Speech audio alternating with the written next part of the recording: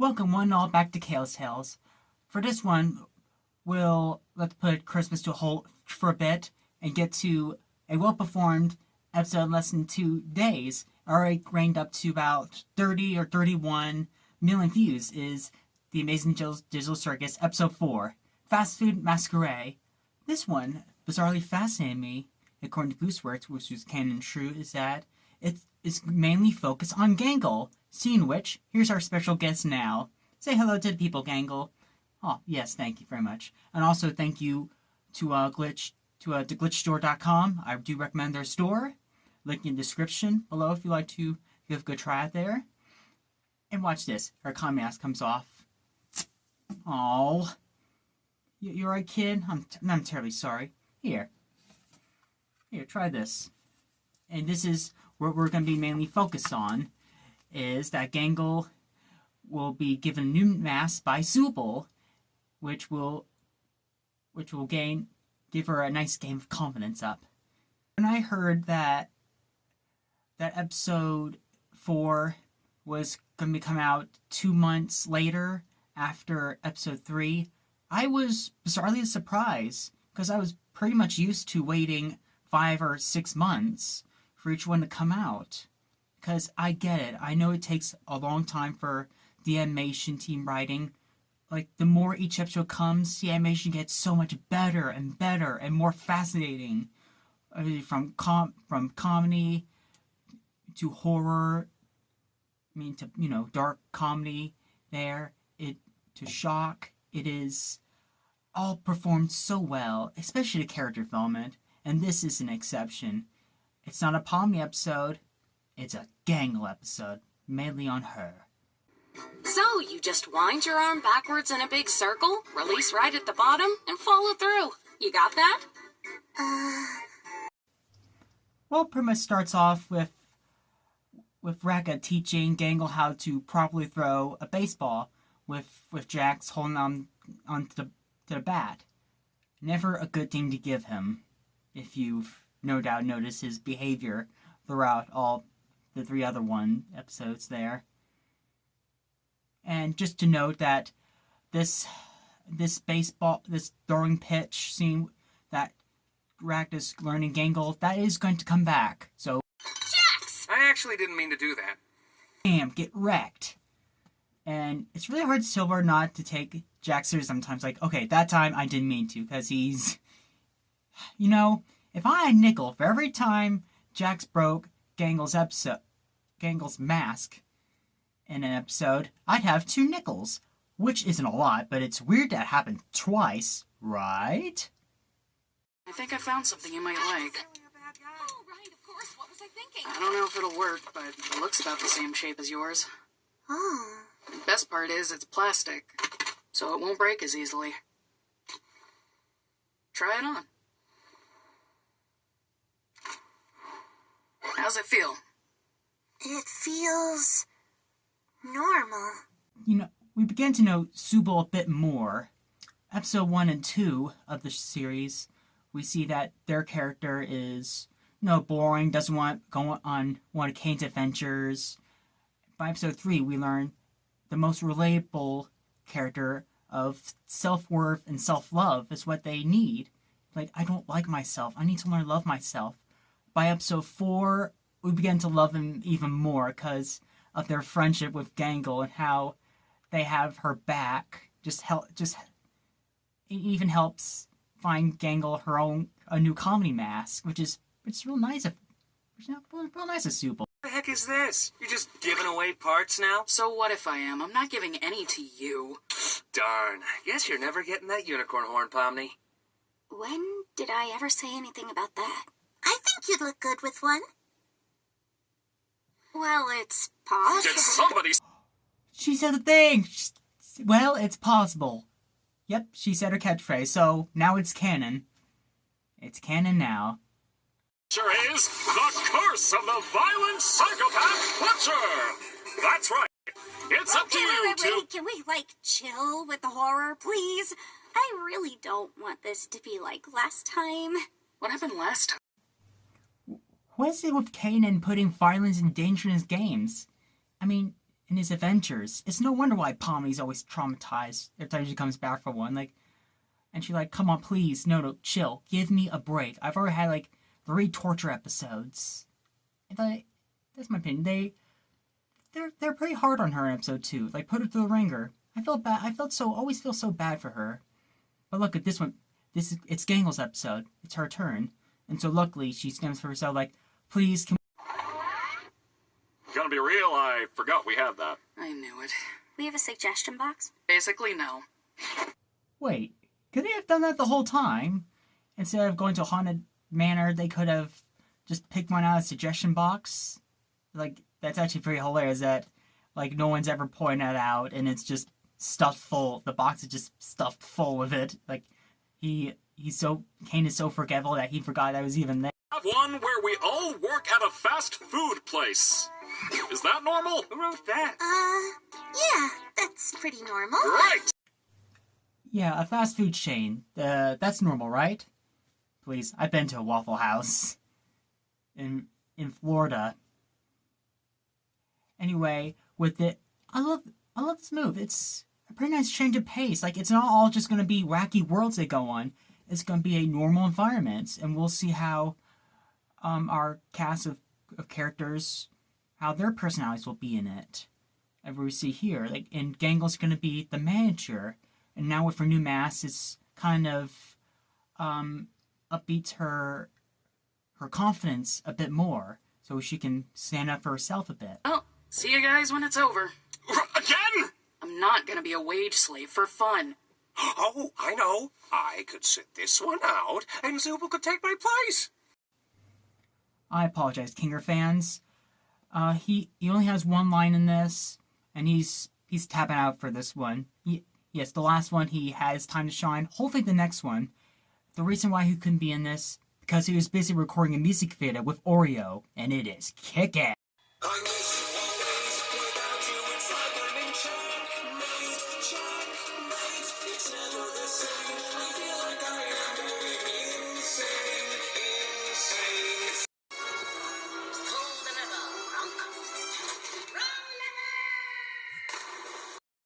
I might be able to give it a swing. Being a shift manager was my job at one point. Then, what are we waiting for? That line actually kind of caught me off guard. Like, wait, you used to be a shift man I thought when whoever human puts on a headset, they get trapped in this world and new cartoon bodies, and they forget who they are, their memories and everything. But they knew they were human once. Like, I thought that. What gives? Did you remember who you were before, Gangle? That's actually some fascinating lore there. So everything you see right here, it's clearly a parody of McDonald's or Wendy's. We all know that, and it's highly relatable when we get through it here. It looks like I've taken Ragatha and dropped her in the deep fryer.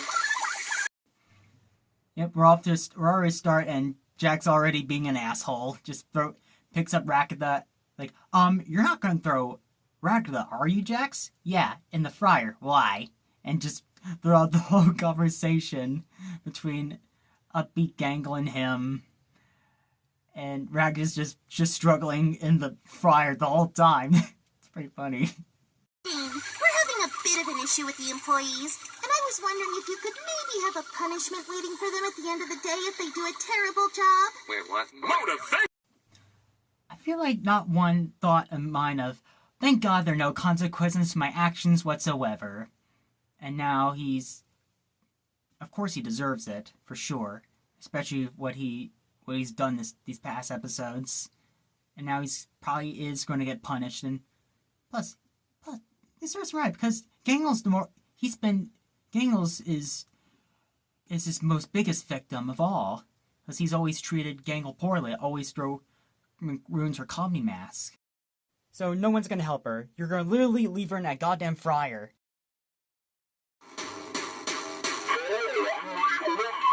Oh, what can I get for you today? Oh, hey, it's Orbs Man.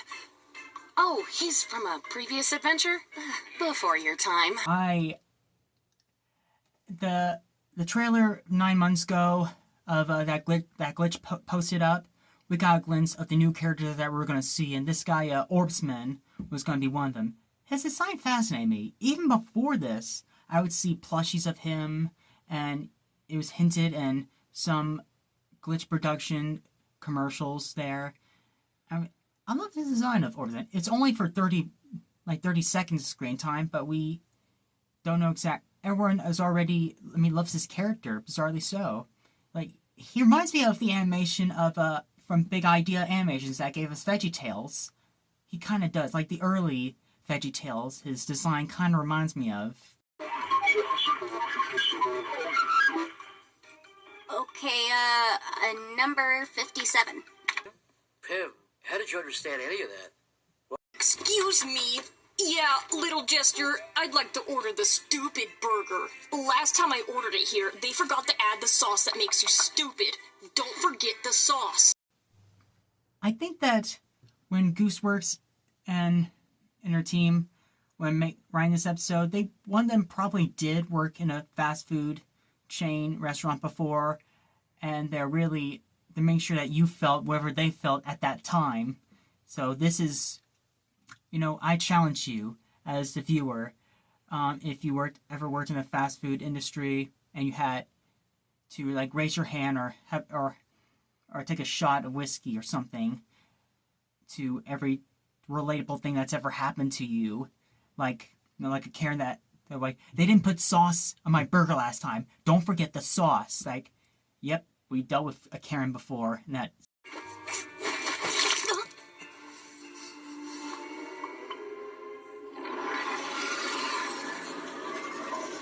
And so for the rest of the episode, Rakata is going to be tripping on LSD, and we get the most scary-ass Gangle. That's such a great, creepy face. Like, for most of this episode, we're bizarrely going to be a little intimidating in front of Gangle. They, like this shy little mask and ribbon character, we're bizarrely going to be unnerved by. Like, they make her look like a creepypasta or a villain from Courage the Cowardly Dog. Bizarrely so. And for the rest of the episode, we're going to see Rakata. She apparently is high from whatever sauce that is, stupid sauce, and she's going to be a little bit truthful. A little bit of her true feelings are going to come out a bit. So you're just, actually doing the job. Yeah, I don't want Kane to punish me. Kane's not gonna do anything malicious. It's not in his nature. You really want to find out? The only thing holding Kane back is the fact that he likes us. I wouldn't push it. That's rich coming from you. Max and Suple's interaction and relationship is bizarrely fascinating to me.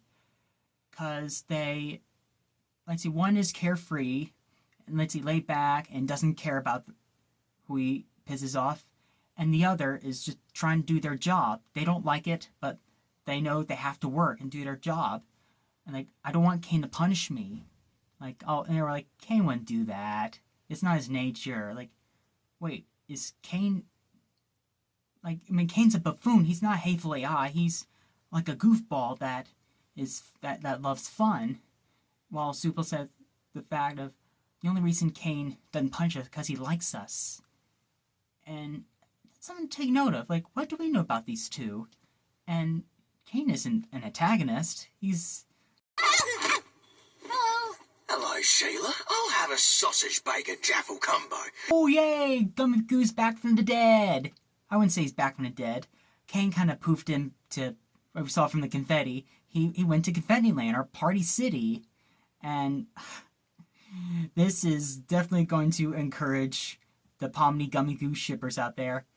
I'm looking at you, shippers. I know this is a popular one, so rejoice.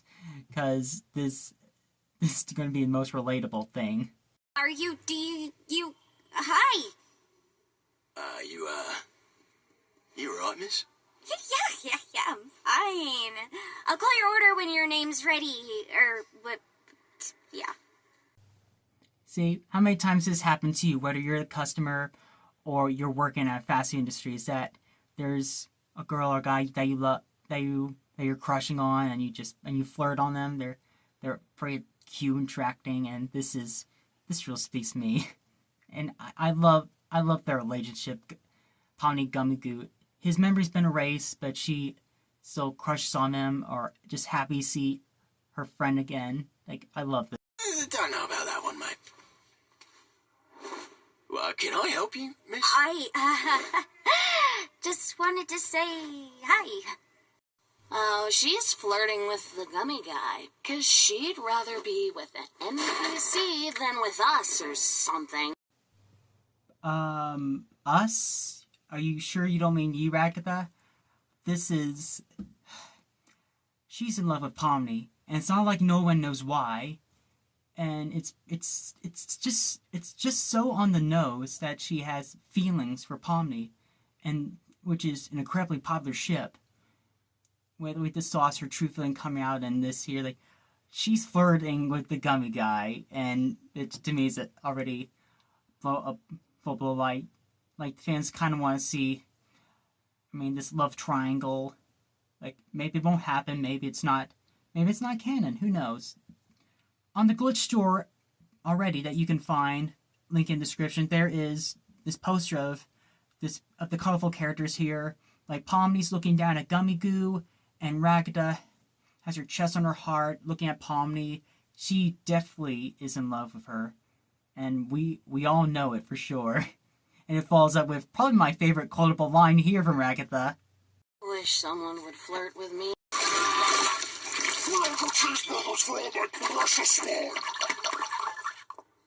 Is that for here or to... We have the Glowing Queen coming back, voiced by Elsie Lovelock, who is the singing voice for Charlie in the Has Been No Tall Pilot, and Uzi in the Murder Drones series, which is in our Glitch Productions series. And we have, I guess it kind of beats back. We no longer have to say Pomni sure misses all the big goopy monsters. Because now she and the Glowing Queen are interacting, and Ragatha and Glowing Queen are interacting here. And another fun fact for those who I'd love to learn is, if you put the subtitles on German, Deutsch, you'd see her three glowing kids are jumping on the NPC, and you call it her three kids there. In German, it's Uzi, Fee, and N from Murder Jones. Uzi, which Elsie Lovelock voices. I love that fun fact, and others managed to pick it up too. What are the odds that that's pretty brilliant. Like, applause to you, Gooseworx. Applause. I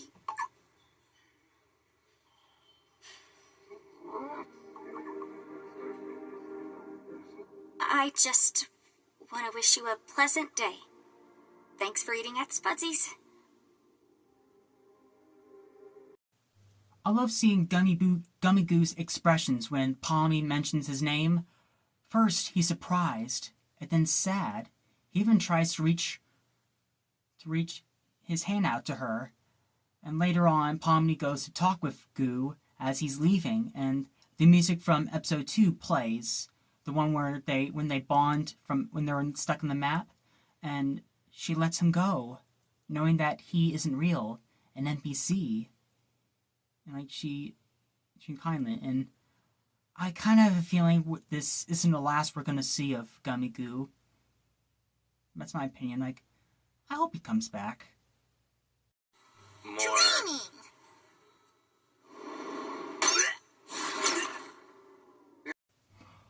What? Jack's gonna be tortured? What has he done? He's been nothing but sweet and kind. So innocent. Yeah, we all saw this coming. This bastard deserves it for sure.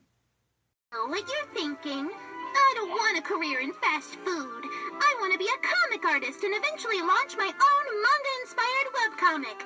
And it's cool to have dreams. First things first, what Gangle says here of the manga comic, a very specific thing to say.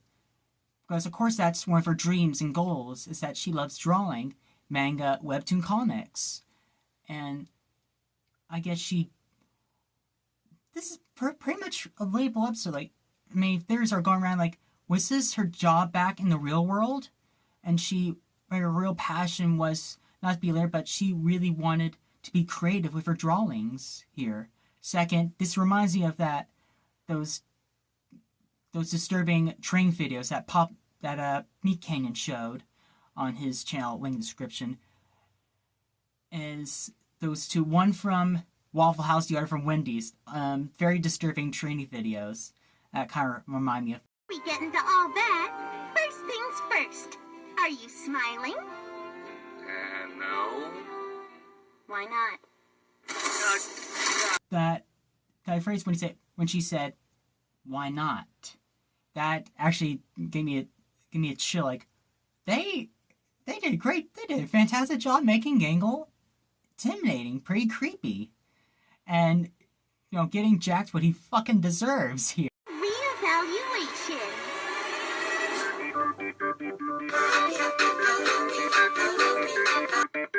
Agatha, I think she huffed paint or something. Huffing paint and not waiting until a designated break?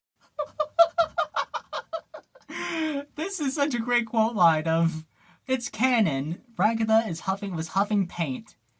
And we get to hear from Gangle of, huffing paint? This really is a pretty relatable, funny episode. And we have another relatable thing. We have that coworker who is high as a kite and just making everyone at work miserable and hard. Hard enough. Packages landing on my head, tea parties, dancing lessons. Stop it! You'll hurt yourself. Hurt nothing. I've been hurt enough. Packages landing on my head, tea parties, dancing lessons. And at first, we kind of didn't know exactly what she was talking about, if it was her past or not. But of course, the real geeks know that that's an actual real line, right out of the Rackety Ann and Andy musical adventure. And I know that Gooseworx, we saw that as a kid and was absolutely inspired by that movie. Come on.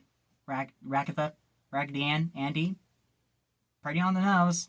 I do recommend it. Brilliant animation there.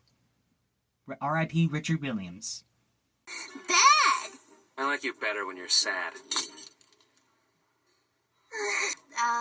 5. No offense, but you're kind of annoying when you have your happy mask. Wait, is that mean to say? You can't help but feel so sorry and pity for Gangle when, she stops, almost snaps, when both Jax and Ragatha, they imply that they like her better, or she's easy to handle without her comedy mask when she's depressed.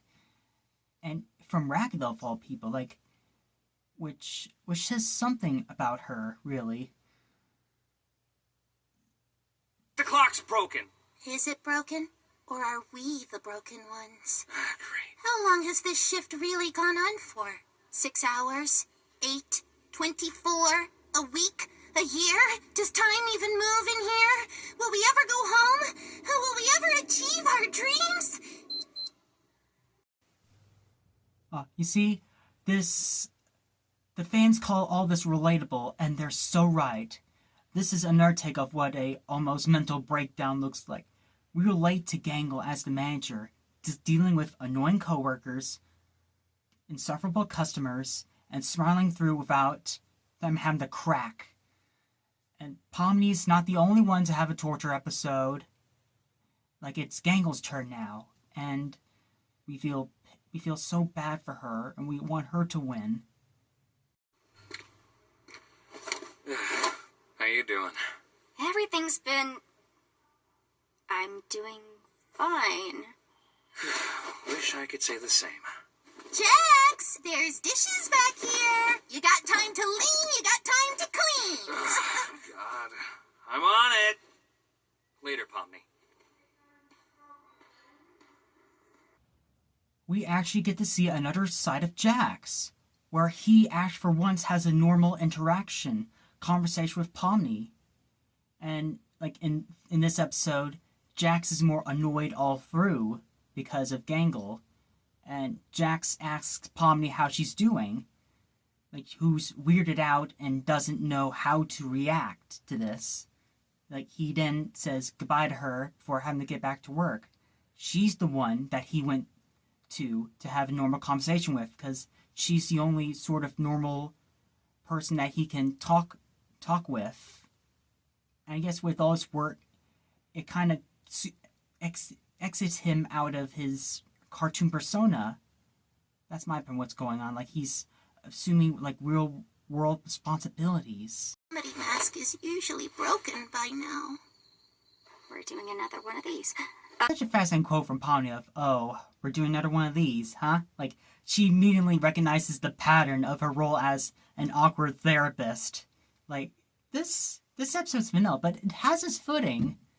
And as for Gangle, her version of taking off her new mask and just bring out her saddest frustration she doesn't know if anyone can see is this relates to every manager that we've got at a fast food chain restaurant. I used to work for 2 years as a head busser back in North Carolina, and both my parents owned and managed it for 2 years. And then at the end of the day, just know your manager, they're a human being too, just like you, and they have to have so much anxiety and pressure on their shoulders. Just throwing that out there. Oh, Ragatha. I love her, but after a while it gets kind of hard to tell how genuine she's actually being. What Gangle means when she says she don't know whether or not Ragatha is actually sincere, is that her way to cope? Through positivity? Like, this is relatable because they tell you in person how important you are, but never act like you are, because they want people to like them, and that, in the case, is Ragatha. I said the similar thing with both Ren and Stimpy Don't Call Me I'm Scared. People think that Digital Circus is shock. To me, it's not shock. This really is colorful characters that have relatable, terrifying emotions that we have, like depression, delusions, mental health problems, and with Gangle's performance here, this is so relatable, and we feel bad for her. But hold on, Pomni's gonna save the day. You know, I can close for you if you want. Huh? If you want to get out of here, you can. You don't have to be stuck here alone. I can handle closing. Would that be okay? I think so. You should go home and get some rest. This is pretty touching. Like, Pomni kind of saves Gangle from having a panic attack or a mental break, and she offers her to close up so Gangle can go home stress-free. Wait, I was wondering, because I know when the adventure's over, there's like a portal. I thought they all like go through it when it comes. Do they all have to like go in their cars and wait and drive to a portal to go home, or which I don't mind, but it kind of makes us question the lore of it too. Or is this an actual backstory to like Gangle's past? Fascinating to think about. This scene is really, in my opinion, with Gangle, like, look at that beautiful sky, staring up in the stars, and just where she takes off the mask that she's been hiding behind, and she does a perfect good throw, call back to the beginning episode, and she, without her happy mask, she gives a happy smile, and runs free, and this is reference to manga anime, which is one thing that she loves sketching and drawing. And Gangle just feels so free and happy. She threw away the mattress behind and becomes her true self. And whoa, what the flying fuck? I'm not much of a manga or anime expert, but to do research on this, maybe people can theorize and come up with that this is probably how Gangle was in the real world, and she accidentally got into traffic.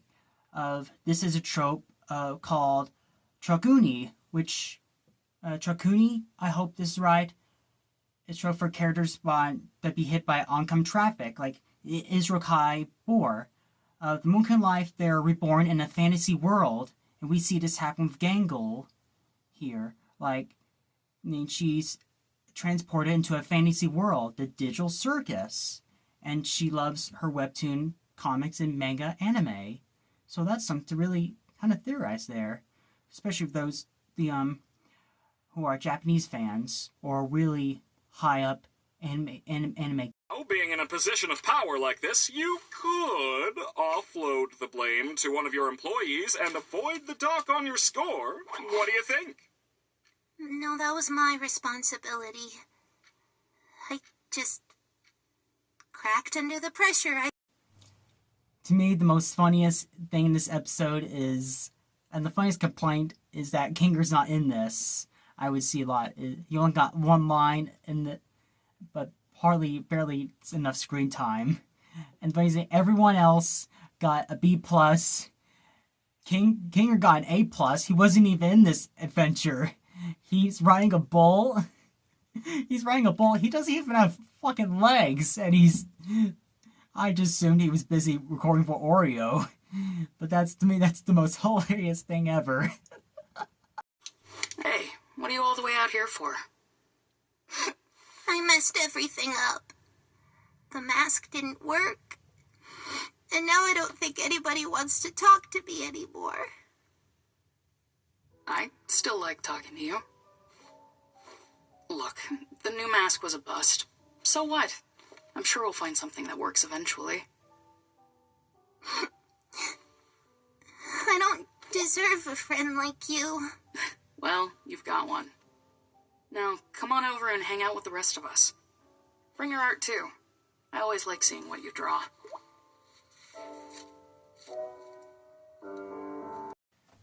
I enjoyed episode 4.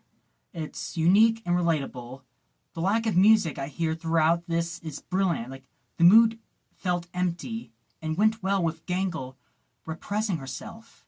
Like, it was tense, realistic, and the way you feel when you know someone is miserable. Yes, it is slow, only because the characters get more development, and we get to see Pomni, Jax, Zubol's personalities in a normal environment, instead of wacky worlds. And Gangle herself has dreams that others thought that she couldn't achieve. It kind of makes sense that, it does make more sense that Zubol's the one who comforts Gangle at the end instead of Pomni. Yes, Pomni did comfort Gangle twice earlier, but Zubol really helped Gangle with her depression. Like, Zubol had her back, and Pomni was willing to sit and talk to Gangle, even covering the closing shift for her.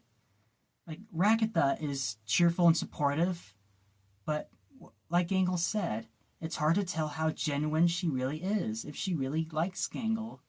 Zubol is more genuine and never puts up a front. Like, Gangle and Zubol's relationship, their friendship is as cute as Pomni and Kinger's. And it really makes sense that this digital world, it feels like a world filled with real people. Like, it's not a world that revolves around Pomni. It's fact that it's mainly focused on Gangle. It changes everything. Which I cannot wait to... I don't know, I can't wait to see episode 5 in 2 months when Ragatha gets her own episode and probably confesses her love to Pomni. How I know... I'm not kidding, actually. That's an actual real tweet quote from Gooseworx here. 5 and 6 next year, they're clearly going to be about Ragatha and Jack, so... It's coming. Don't worry, guys. And... What are you saying, Gangle? With or without your common mass. No need to hide your true feelings there. Just know that you're not alone. That you do have friends that really do love and care about you. Oh, before I forget. Another nugget of some that Glitch posted on their YouTube and Instagram is, we're wondering, what did Gangle drew at the end of this episode? Sketch manga of her two true friends, Pomni and Zubol, having lunch together at Spudsy's, her two true best friends. We notice that Racket is not in this, because Gangle got to see how Racket really feels about her. So that's something to keep note of there. Anyway, thank you all for watching, and do not worry, we will get back to Christmas content. I just really wanted to cover this because Gangle is one of my favorites. It's either both Pomni and Gangle are my...